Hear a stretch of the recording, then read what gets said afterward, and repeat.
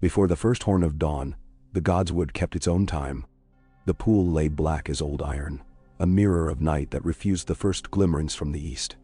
Wind threaded the branches with icy fingers and worried at the carved face in the weirwood. But the tree did not answer.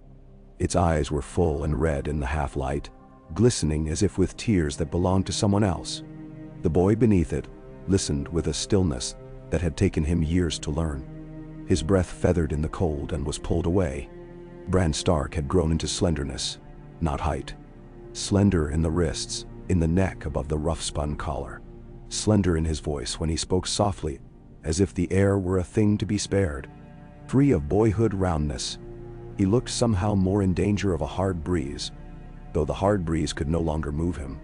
He wore his father's mail at his shoulders, like a promise too big for the chest beneath it, and the fur beneath sat heavy in a way that soothed his bones.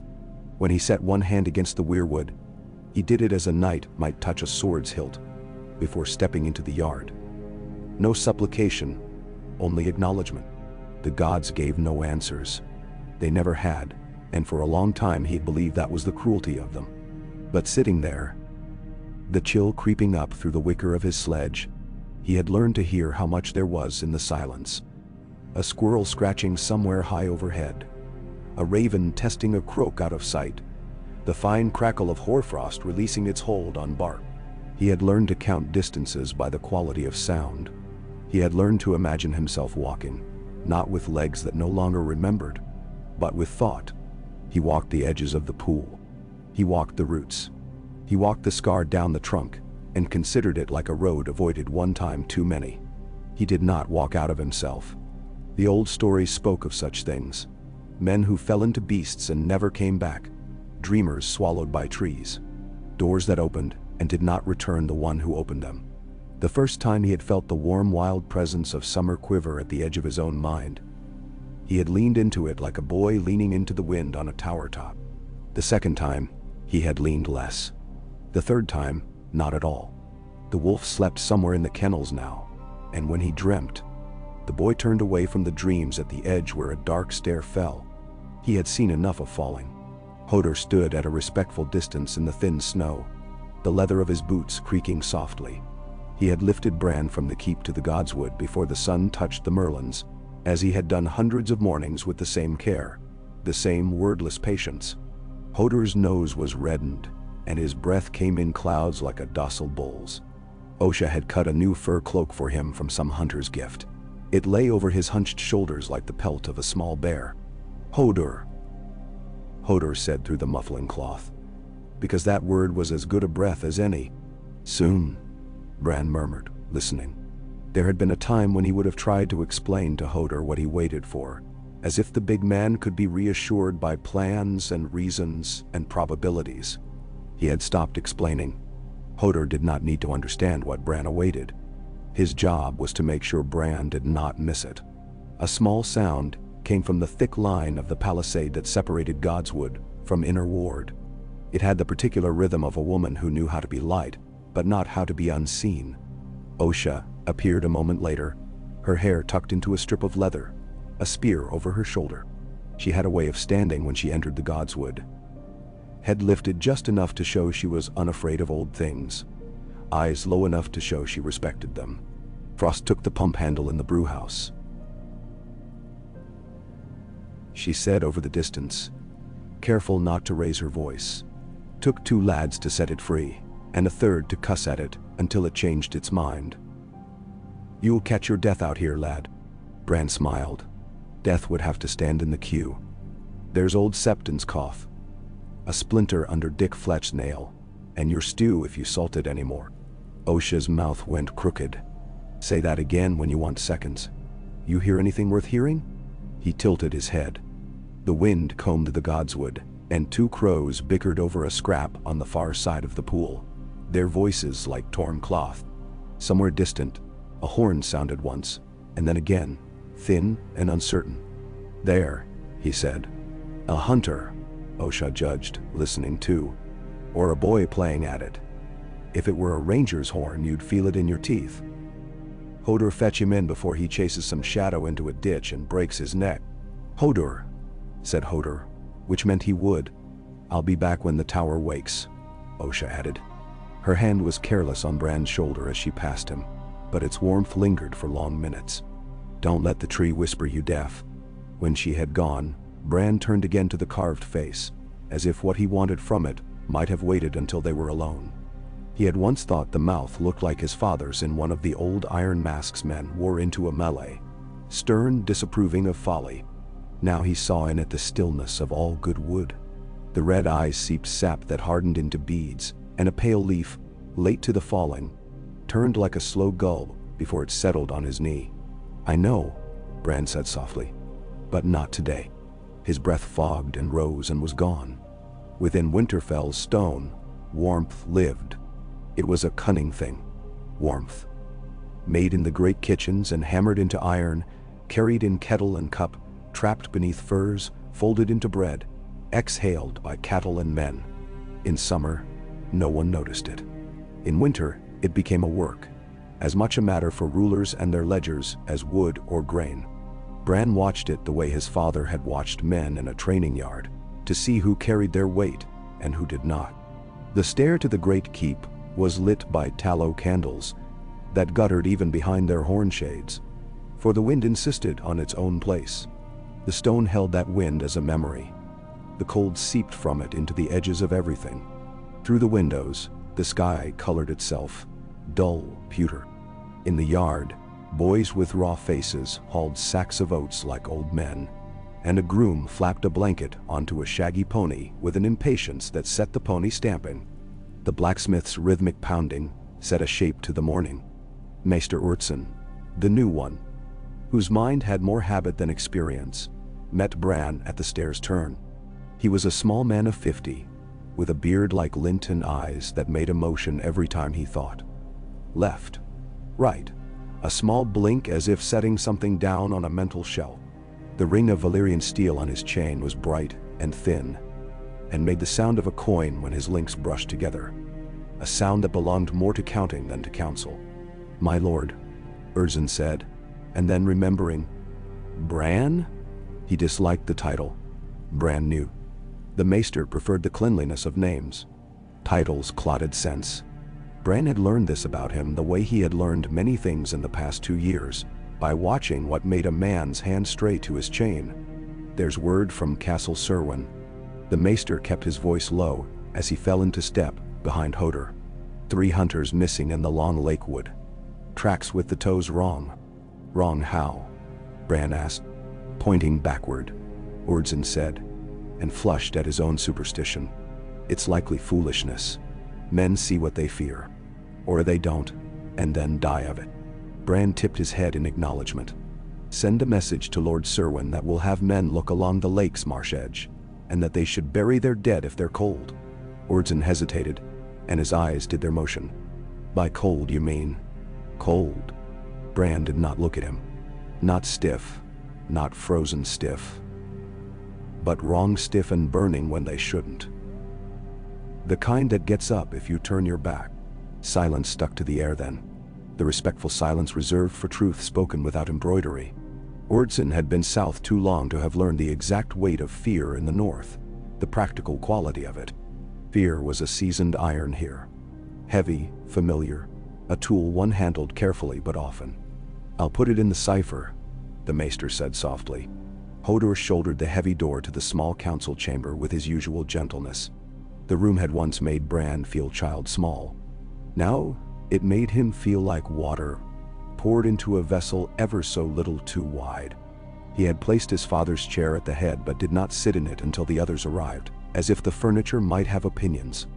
He preferred the low seat beside the fire and the table that bore small maps and little stones he had gathered from different parts of the castle. Dark green from the godswood, gray from the postern tower, one round and smooth from the pool's shallows. He knew them by touch more than sight. Lady Barbary Dustin had arrived the previous night with 3 riders and a look that said she was bringing the Dreadfort into his chambers whether invited or not. She had not announced herself so. She had smiled and praised the stew and the orderly woodpile. and remarked on the constancy of the gods' wood, with the courtesy of a woman who expected most houses to be temporary things that flared and burned. Bran had made the mistake of underestimating her once. He had spent languages of politeness since, learning where true flint lay beneath. She entered now in a cloak the color of hares' backs and took her place without ceremony. Wyman Manderley had sent a son. Wireless, softer in the face than the great lord but hard in the eyes, and the Serwyn's a steward, and Galbart Glover had come himself, because Glovers preferred to look winter in its busted teeth. There were small folk too. Hareth Cooper, whose weathered hands knew more about roofing than any noble's head. Old Alester, who made good hinges and better songs. A woman called Risa, who had taken to gathering orphans and feeding them from her own stores, and needed flour, if this was to continue without sending men to poach on Hornwood land.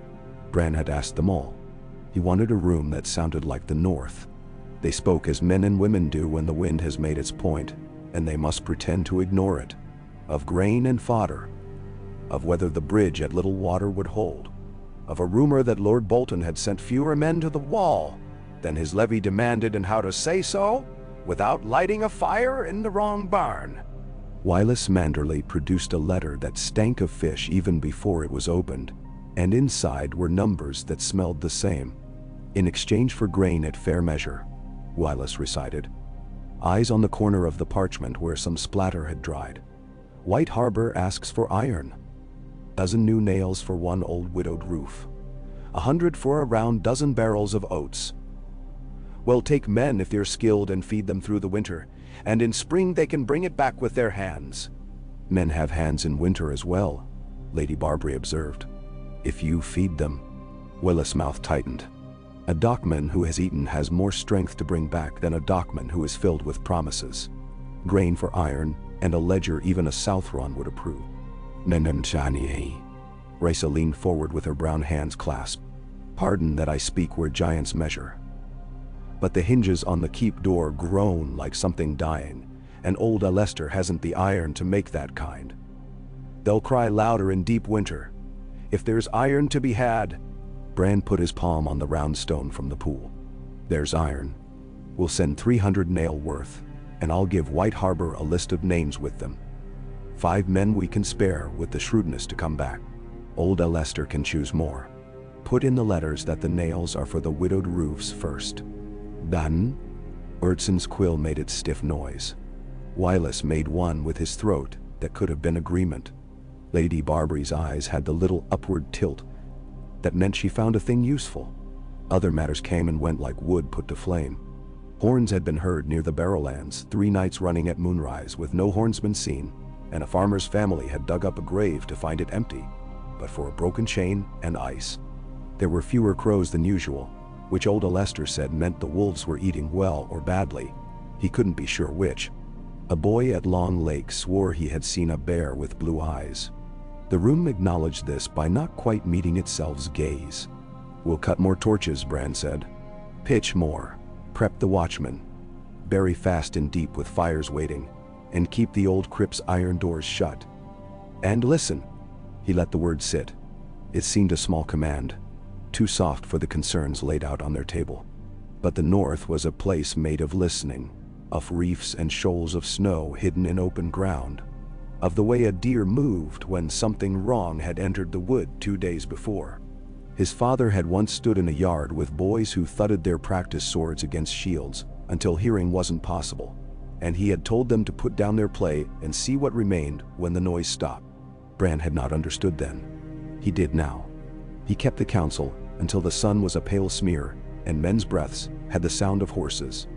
When the room had collapsed into the batter and scrape of clearing, Lady Barbary lingered. You didn't ask me why I came, she observed, knitting her fingers together in her lap. The sleeves of her cloak were lined with wolf fur, which Bran tried not to take as a message. I assumed you would tell me when you were ready, Bran said. I prefer men who assume less. She tipped her head, and for a moment he saw in her the shadow of a girl who had learned where the point was, on every blade in the hall. There's movement at the Dreadfort. Bolton's men shifting to Last Hearth? Bran asked. Or away from it? Both. Her smile did not touch her eyes. He sends quiet men where loud ones have failed. The loud ones break things and make work for me. The quiet ones break promises and make work for the gods. You keep your head down and your eyes on the poor, which is wise. But a boy who does not lift his eyes misses the men who do. He's looking south. For what? For a world he recognizes. She rose, shaking her cloak to settle it just so. I came to see if you're building a different one. She left him with her words like pins in a cushion. Hodor appeared, vast and simple as bread, and lifted Bran into his arms. They wound by corridors that had grown familiar as faces. Bran reached out and slid his palm along the stone where it curved, and under his skin, he felt the old, slow warmth of it, like a dog that had decided to live and was learning to trust the hand. Faces came and nodded with the security of routine. Palla with flour on her half-apron. A boy with a bucket who stepped carefully so as not to slop. Micken's nephew with a new scar like a comma on his jaw.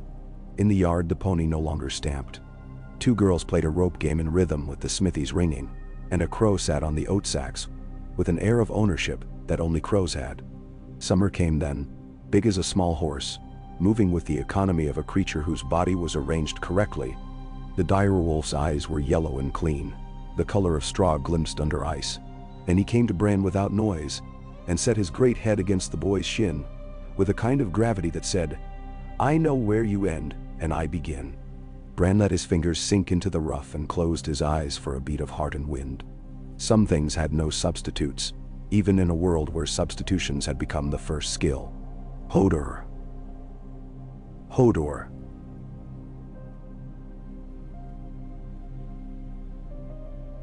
Hodor said softly, which was what he said when the wolf came close, as if naming the limits of his own reach. They ate at the small table near Bran's chamber window. Osha brought stew that wasn't too salted after all, and there was oat bread and hard cheese that had a note of summer in it if one let it sit long enough on the tongue. Bran allowed the food to be just food. Too many suppers had been councils in miniature, too many breakfasts maps. Hunger had a way of dressing itself as duty if you let it. When night came, it came clean. The sky was a dark bowl overturned, too clear to belong to anything but winter. And through the window, the stars were a company of fixed lights that gave purpose to cold. Fires moved like patient animals in the town below. The keep's draft found a way to knead the back of Bran's neck, beneath the fur.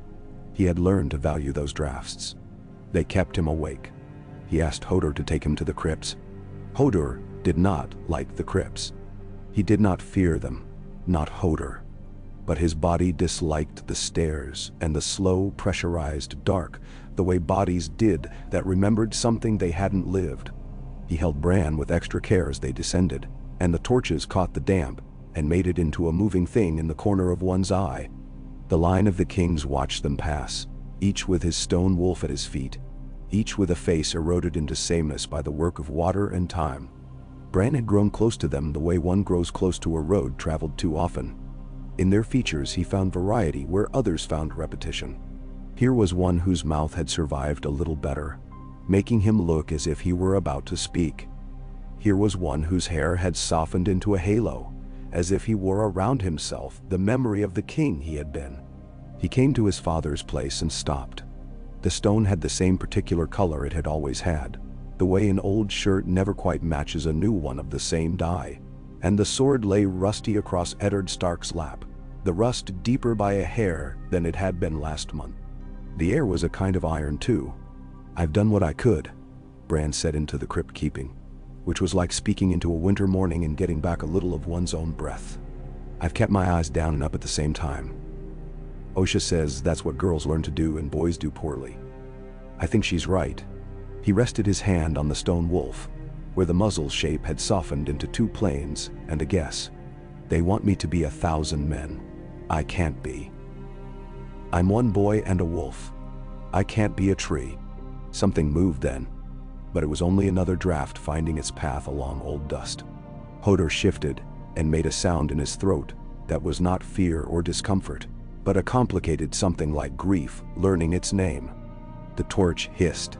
Bran did not ask for answers or for strength. He set those questions down as a man sets down a burden beside the road, and marks where he will come back for it. What he asked for, standing there, was not to forget the sound of his father's voice, when it was easy to forget voices to make room for duties. He had learned a trick for that, the names of those who had warmed his bedchamber with their talk when he was small. He whispered them under his breath now. Rob, Sansa, Arya, Rickon, Old Nan. And with each name the wolf pressed closer, which was answer enough. They stayed until Hodor made a small pleading sound that meant, enough for tonight. Bran let them go, up the stairs where air thinned, to the place where the wind remembered men. Morning was a rumor of pink that promised nothing. With it came Meera Reed, like a tale that had walked out of the mere and into a hall. She entered with her long spear and her cloak stiff with cold and her braid heavy, and she looked around as if measuring whether she was allowed to remember a place as well as it remembered her. She had not sent word, because reeds preferred to let the ground tell their approaching, and the ground did not write letters. Bran's heart made a bird of itself. Hodor's face did a slow kindling of recognition that would have embarrassed men who relied on their wits, but did not make Meera smile. She went to one knee, because she had learned courtliness at Greywater Watch, even if it wore mud, and she said, "My lord." "That's not fair," Bran said. "You promised not to call me that to make points." Her mouth tried to be a smile, and lost. "If I were making points, I'd have brought a quill." Osha took the spear from her, and put hot broth in her hands, and Summer circled in and out of the chamber, as if the air had changed shape. When Meera had eaten enough to put color in her face, she looked at Bran in a way that gathered years into the space between one blink and the next. The years arranged themselves on the table like a map laid flat. "Where's Jojen?"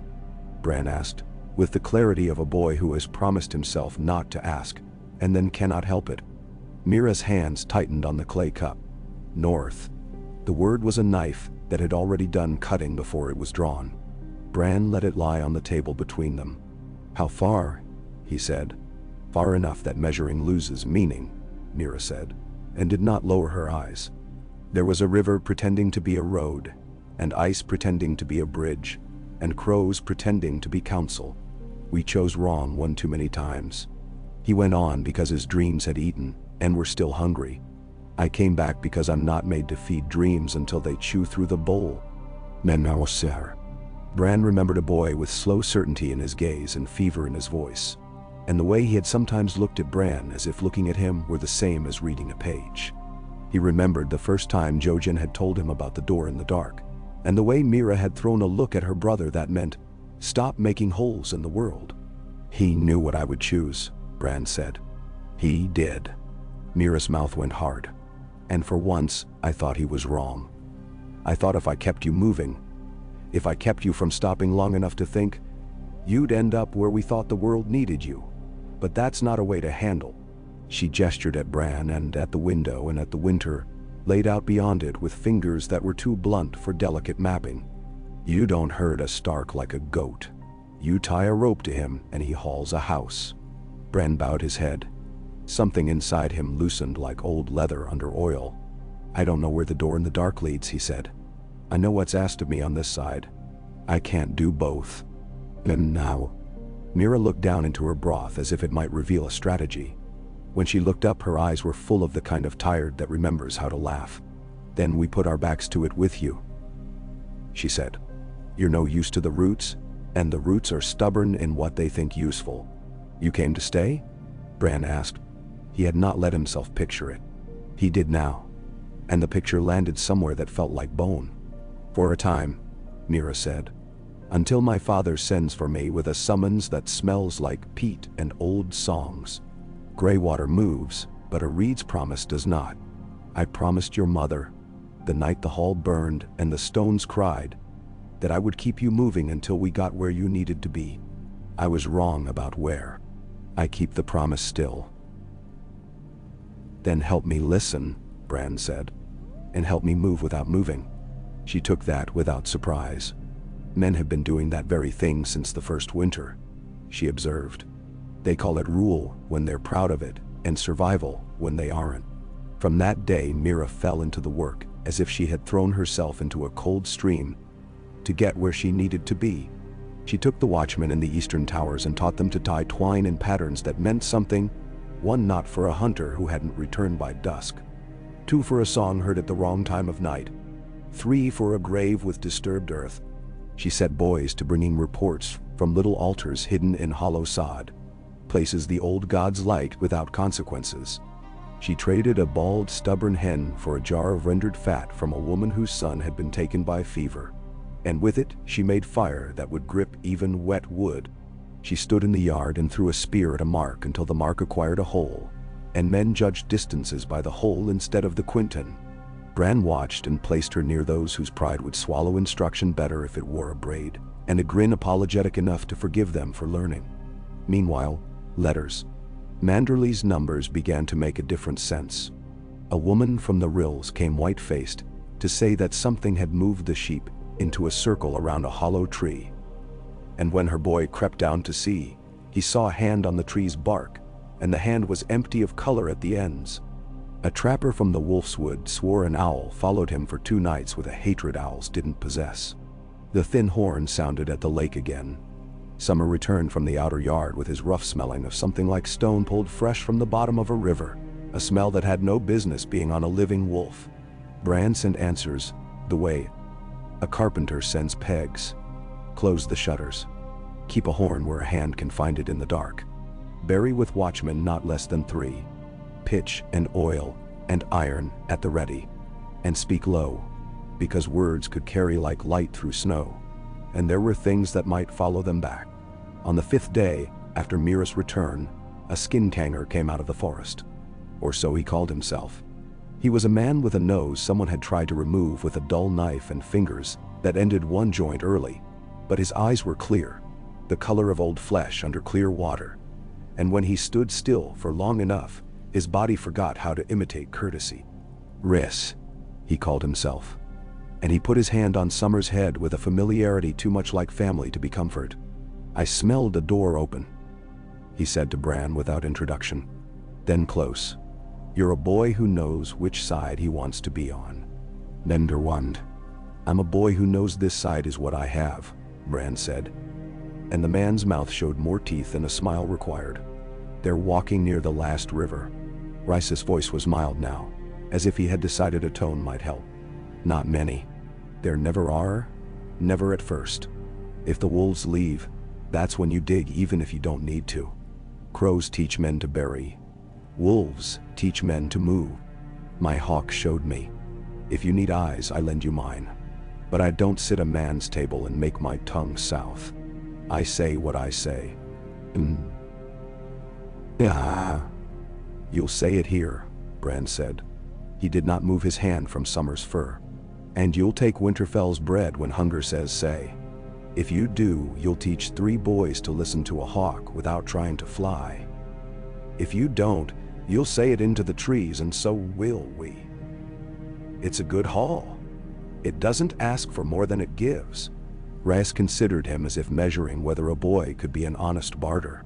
I like a haul that lets men call wind by its name, he said at last. I'll eat your bread when it calls me. I'll teach your boys to stare until they see. He turned his head then the way a hawk does, and his eyes struck Mira like an object. And you'll teach them not to mistake a spear for a promise. She showed him a smile made of reeds and string. We'll tie what's needed, on a night with a gentler wind than the week had. Horns sounded from the outer wood. Not thin this time, but low and plain. The sound pulled men to their feet the way names can. Hodor was a wall that moved. Osha had fire at her belt. Bran felt Summer moving before he saw him, and felt the men along the walls become a shape with purpose. They brought the thing into the yard on a door taken from a garden shed. It had been a man once. It still was, in the way a body is still itself after a winter. The face had that slackness that makes men think sleep. But the set of the mouth had forgotten every story the face could tell. The fingers showed no blood where black nails had torn them. The eyes had been replaced by something that took light in and gave nothing back. The skin bore the particular pallor Bran had learned to call cold. Men spoke softly around it, because speaking loudly near it felt like a mistake. From the lake, the horn-bearer said. He had a face Bran remembered as quite merry, when it had been smeared with grease at the last feast. It was not merry now. We saw two. We brought one. We had pitch. Fire, Bran said. No. They laid it on the well-packed earth near the ash pit. Raius approached like a physician who has an interest in a disease more than a patient. He put his hand near the thing's face, near enough to draw a twitch. He nodded, as if confirming a detail on a ledger. They know our paths, he said. They've been learning. You keep digging. Keep the iron near, and stop singing when you bury, for the sake of the ones who have to stand near. They burned it as the snow began. The fat in it stank like something that had spoiled 3 summers ago in a closed room. Bran did not look away, and he made the men hold the torches longer than their wrists liked. He had once thought he would be sick at such sights. He had learned that sickness had work to do, and could do it later. After, Osha pitched the ash and stirred it with an iron bar until it yielded everything it had to yield. Mira stood beside him with her spear butt on the ground. We could still go north, she said without force. It felt like a habit in her mouth. We could go to the roots. We could go to the old man who eats sunlight. I won't be swallowed, Bran said. If being swallowed is needed, someone else must do it. Needed for who? She looked at him, and her eyes were grown woman's eyes that had looked at too many boys being men. For the living, for the dead, for the story. And no. For me, Bran said, and the word had a quiet shock to it. I want to know what I do and why I do it, not because a tree breathes for me, not because dreams throw me where I cannot stand. If that's selfish, let the gods write it down and scold me when this is over. If it ends badly, I'll own the ending. That night he slept and dreamed he was in the godswood walking on his knees. Snow fell, and the flakes were tiny knives that cut him, and each cut was a sound he knew. A boy laughing as he spilled oats, and a woman sobbing because she had nowhere to sleep, and an old man singing out of tune, and a wolf worrying a bone. He reached the heart tree and put his palms against it, and found the bark was warm like a living thing and wet like a mouth. He heard a whisper like his own voice far away, and it said, "Open," and he answered, "Not today." And the door in the dark shivered, and a hand the size of his own pressed once against the other side, and withdrew. When he woke, he knew things. He knew that Wireless Manderley would try to shave a number this time because he was proud and had not learned the North's mathematics, which is counted with feelings as well as figures. He knew that if the boys on the east wall did their twine not in the windbreak, it would go to knots that meant nothing. He knew a girl named Yara in the kitchen had been picking extra morsels and slipping them in a cloth for a child with hair like mouse fur. And he knew he would pretend not to see and leave a hunk of cheese at the cool window ledge, where she liked to pause. He knew that old Nan had died a long time ago, and would not sit up at the sound of his mother's name, and still part of him believed he would round a corner and find her as if the dead sometimes remembered they had not finished a story, and came to finish it. Winter ate days like bread.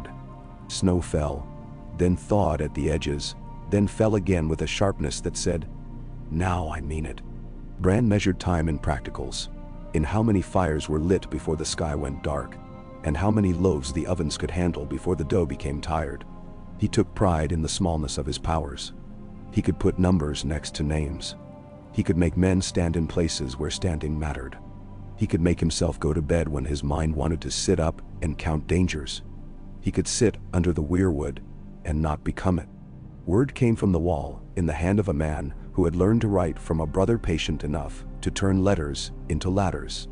The letters leaned this way and that, as if walking into the wind. The letters said that men had gone beyond and returned thinner, their eyes skinned with something. The letters said there were footprints that froze deeper than a boot should and did not fill with water when the sun found them. The letters said a boy had looked beyond and seen nothing, and the nothing had looked back. Bran wrote answers that were small enough to fit between torches. Sometimes he felt the world beyond the walls like a field lying just out of sight, full of deer looking up at once. He did not need a tree to tell him that. It was in the way Summer went to the gate and stood with his head low, tasting wind. It was in the way Ricehawk resettled its shoulders with a human impatience. It was in Mira's spear point, which she kept very clean and very dull until she wanted it sharp. and then it became that with a few strokes, as if that had been its truer state all along. Snow kneaded the roofs. Snow found crevices in the yardstones and made roots. Snow made the world small and pure and possible. Men worked. Women worked. Children made paths in it and shouted as if they had found a way to rearrange the sky. Winter's discipline sat on them like a familiar yoke. Some days Bran thought it wasn't the cold that kept the North alive, but the work cold required. He made a habit of riding the wicker sledge with Hodor around the winter town, Summer pacing close, Mira walking beside with a spear that had become an ordinary walking stick to the onlooker, but not to anyone paying attention. He stopped at the pot where Risa had made a miracle out of onions and bone and heart. He stopped at old Alistair's place and listened to a hinge groan like an animal on a far shore and promised iron soon as the Manderley nails came in. He stopped at the little altar Mira had built in a gutter between two houses, where the wind collected stories and decided which ones to carry to the gods.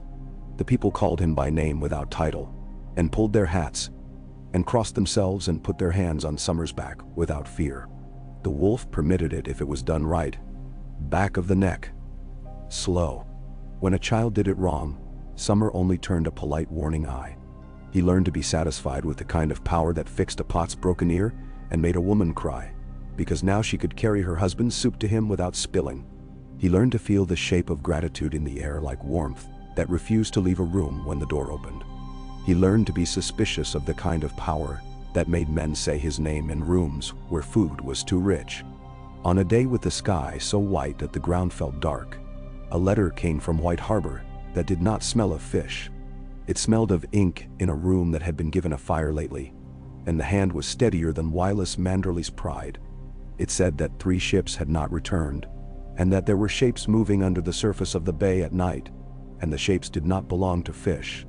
It said that men heard singing, and the singing made them forget to pull up their nets. It asked whether the old songs had any counsel for singing under ice. Bran sent back 3. One said, "Tie yourself to the boat with rope when the singing starts." One said, "Stuff wax in your ears before you leave the harbor, even if you think yourself strong." One said, "This is a good time to remember the 7 because their priests are good at loud, and loud is what you need. But do it outside, not in the churches, or the stones will remember the wrong song." He signed them all only with his name because the North knew how to make a letter heavy without weighing it with a lordship. That night, in his chamber, with the wind stitching at the shutters and Mira's shadow long and the fire's throat, making small sounds, Bran tried to rise from his chair. He had done it before. He would do it again. But it was always like putting his hands on a wall one did not believe would move, and then pushing at it because sometimes one found a hidden door. He braced on the arms, felt the old ache there like the complaint of rope, and pushed. His legs made their numb argument. He pushed again. The world did not move. Neither did he. He sat back and laughed a little in his throat. The laugh men make when an old friend plays the same joke on them, and the joke is exhausting, but still a kind of comfort, because it means nothing worse has happened. Mira had watched him without turning her head. She did things that way, as if being obvious about noticing were a sin. "You could be king of the world," she said, "and it would still be easier to lift a house by your fingers than to tell your legs a story they'll believe." He nodded. "I know. You're a good lord," she said after a time in which the fire did some thinking. "That's not a small thing. I've seen men who were only that make a world worth living in." "I don't want to be only that," he said. "But it's a better only than most." She inclined her head. "And if the world wants you to be a tree, let it climb its own roots." He dreamed then, not of doors or of trees or of falling, but of his mother kneeling in a corridor with a rushlight beside her, and her hands pressed together as if to contain water. She looked up at him and smiled the way she had smiled when he brought her a fist of wildflowers, and half of them were weeds, and all of them were bent. She did not say his name. She only shook her head as if to say, "You were never going anywhere but here." He woke with his own hands pressed together, and the smell of spilt tallow in his nose, and the quiet knowledge that grief was not a thing to finish, but a thing to inventory gently every winter, so as to know what one had. The winter shook itself like a horse with ice in its mane and settled deeper. A rider came from the Barrowlands with a tale that the dead had spoken his name, and he could not remember which one. A woman brought a baby wrapped in an old banner whose color had fled, and she asked if there was room anywhere that did not smell like goodbye. Rice Hawk went up and did not come back for 2 hours, and when it returned it had a fleck of something on its beak that wasn't blood and wasn't ice, and Riz did not wipe it away. He sat and looked at the hawk, and told it a long story in a language that had no separate words for water and memory. Bran found himself under the weirwood again before dawn one morning, as if something had put him there while he slept. The pool was the black of healing bruises. The face on the tree regarded him, neither kind nor cruel. He placed both palms against the bark, and felt the old hum of it under his skin. Not words, but the possibility of words. He thought of Jojen walking farther than sense could go, and of Mira's tired mouth, and of Rice's hawk and Wireless Manderly's stubborn pride, and Lady Barbary's question like a sliver under his nail. He thought of boys who were told the tales of far places, and were expected to give themselves to those tales like a sheep gives itself to the butcher's story. He thought of his legs, honest in their refusal, and his hands, work-proud. "Listen then," he said to the tree. "Listen while I tell you what I will do. There are no doors opened by your will without my weight on them. Keep them shut until there's a good reason. I have towns and hunger and low roofs and an old hinge that groans like a word I can almost make out. I have a wall with a spear and a man with a hawk and a big friend who says one word and means 30 things by it. I will not be a rude, I will be your friend, if that's blasphemy. The tree did not move. The wind did. It brought him the smell of smoke from the baker's oven, and the sound of a child coughing, and the distant rattle of the smith at his morning's first work. In that, for now, was his absolution. There would be war. There is always war where winter presses and men with knives practice on one another's names. The Boltons were not asleep. The wall was not stone enough. The dead were patient. But patience belongs to the living too when they choose it. Bran arranged patience around Winterfell like a garment. He made his council go out and listen to the way trees crack in the cold, and come back and teach the sound to their wives. He had boys run messages to the watch posts and back, until they could do it in snow that wanted to swallow them. He had Rest teach the smallest how to mimic a hawk's call, and then forbade them to do it unless their hearts were slamming for more than joy. He had Mira stand in the hall and tell a story about a frog that thought it was a prince, until the winter told it was a frog again, and the men laughed in the right places, and did not in the others, and out of that came a way to talk about pride without names. A messenger came one day in a coat that had been built out of 3 coats and hope. He had a letter sealed in wax that had cracked and been resealed and cracked again, and the cracks made an accidental map of rivers.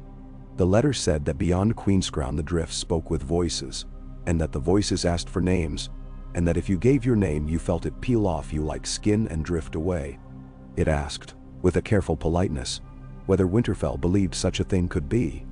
Bran answered with a letter that said, "It doesn't matter if it can. Don't speak your name to anything that asks it. Speak someone else's name. Mine if you like." He signed it Bran. He half expected some piece of himself to lower in a room somewhere, to lighten in his robes. Nothing did. He felt precisely as heavy as he had been, and was relieved by the exactness. Mira brought him a frog from the kitchen garden, on an evening so quiet the fire forgot to speak. She set it on the table with a bowl, and laughed at her own mischief.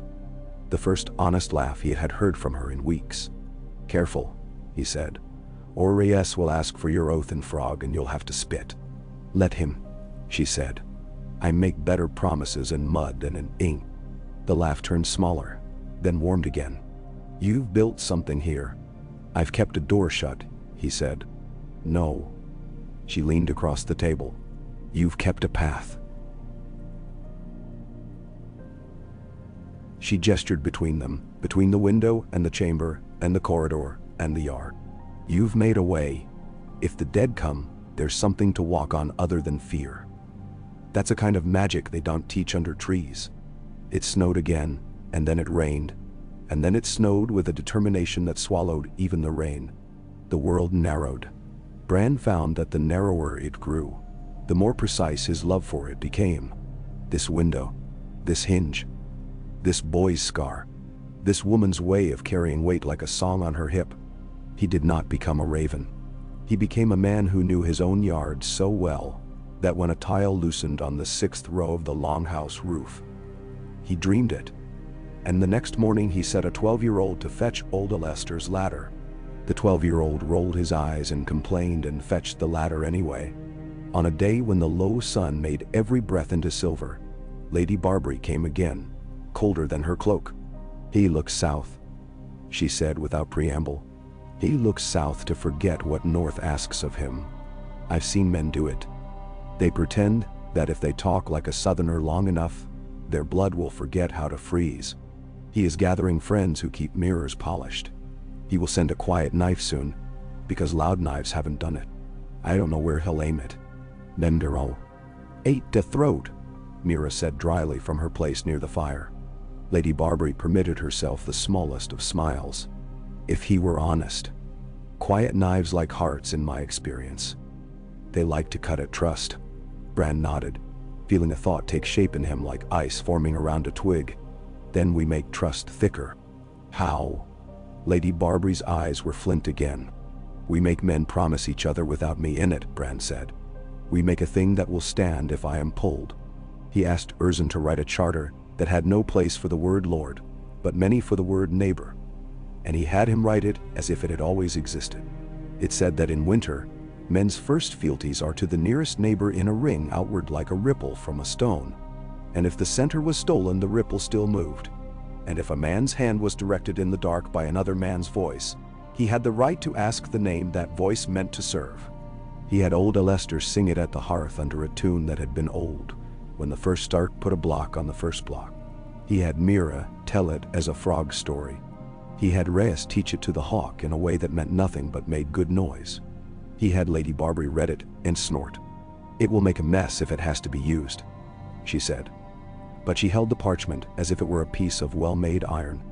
"Mess is better than silence." He began to send letters south as well.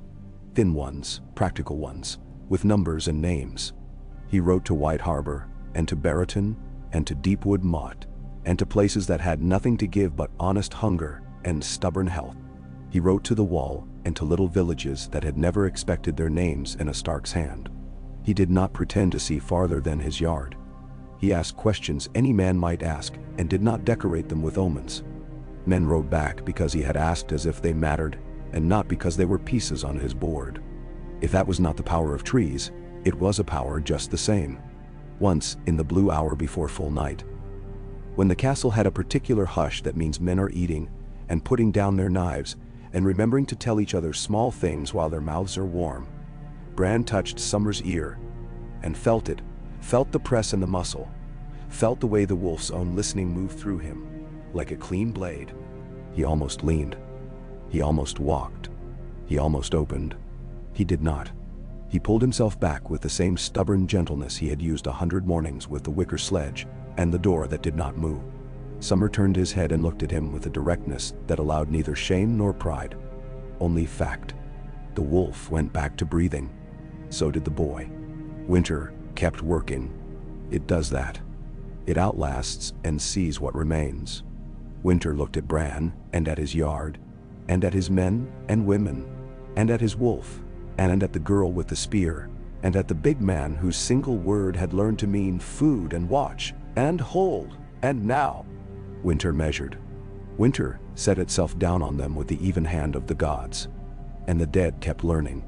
At the lake, a horn sounded one night, and then another, and both were heard and answered, because boys had practiced until practice had taken the place of panic.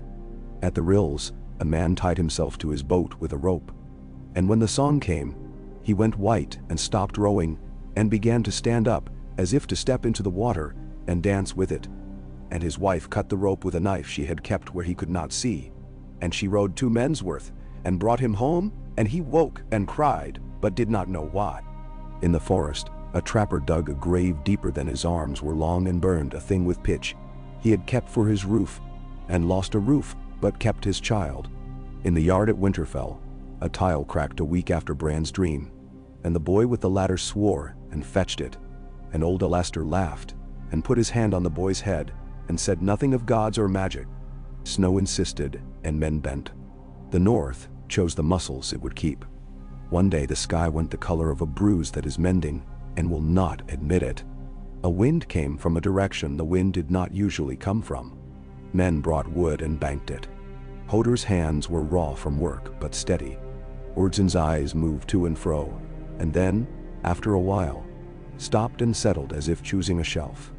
Mira stood with her spear and did not pretend it was a walking stick. Raisa's hawk made a sound men did not know. Bran went to the God's Wood because that was what his body had learned to do when the world made a new shape. He set his hands on the bark. He did not ask the tree anything. He let it hear his breath. He let it hear the names of his people as he spoke them in his mind. Not as a list, but as a litany that kept his hands from shaking. The door in the dark did not open, but it was there, as all doors are. He respected it. He did not use it. The wind bent the weirwood's leaves. A single drop of sap swelled at the corner of the carved eye and hung there, heavy and bright, as if it might fall and make a sound. It did not. Instead, the wind made a sound like a horn in a great space, and from the far edges of hearing came other sounds. The push of something large through shallow water. The crack of a tree, not because of wind, but because it had been asked a question it could not answer. The voices of wolves thickening. "You'll have to be two men," Osha said from behind him. Her voice without preface, patient as an old aunt. "You've been practicing being one very well. Now you'll have to be two tall." "I can't be two," Bran said without turning. "No man can." "Then you'll be one twice," Osha said. "Which is the same thing if you do it quick." She came to stand at his shoulder and spat neatly into the snow. "We built what we could. We kept watch. We taught boys and made old men remember. That's what there is. Trees or no trees, that's what there is." He nodded. Summer pressed against him. The wolf's body was warm with a heat made of meat and work and winter. It had nothing to do with magic and everything to do with survival. Bran let himself lean into it. For one moment he wanted very much to be inside the wolf certainty and run and bite and snow his nose and let his muscles speak for him. He did not do it. He stood and breathed. He told the tree he would not be a root, and that he hoped the tree would forgive him. He told himself he could live with it if it did not. Somewhere far to the north, Jojen Reed walked, or he did not. Somewhere to the south, a quiet knife chose a hand to hold it. Somewhere out in the white, a dead thing turned its head as if hearing its name. Here, in a yard with an old hinge preparing to groan, and a pot that would boil soon and a roof tile that would be set right, a boy made of all the things he had chosen, and all the things he had refused, sat in a wicker sledge and placed his hand on a wolf and decided again which side of the door he would stand on. He called men in the way a lord calls men. Not with trumpets, but with names. They came, faces red from the cold and eyes that showed both fear and its older cousin willingness.